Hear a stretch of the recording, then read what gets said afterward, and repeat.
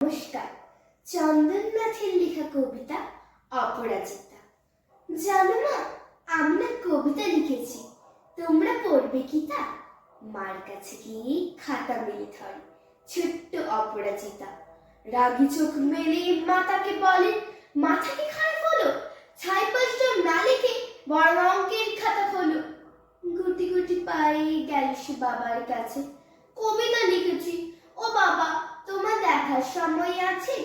মুখটি না তুলে বললেন বাবা, কবিতা লিখছো বেশ, পড়বো তো বটে, আগে খবরের কাগজটা করি শেষ।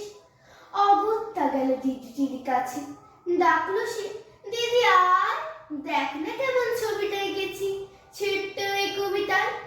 দিদির দু চোখ টিভির পর্দায় ঝলমলে রোশনায়। বলল, কবিতা তুই লিখেছিস?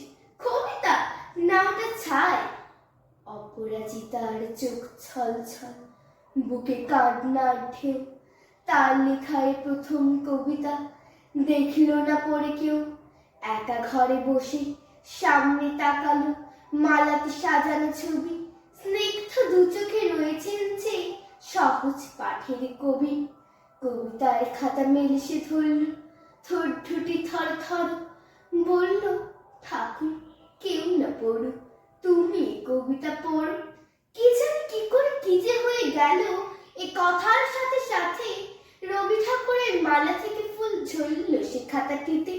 মনে হলো তার সামনে দাঁড়িয়ে বুঝি রবীন্দ্রনাথ, মাথার উপরে রাখলেন তার আদর মাখার হাত। নমস্কার।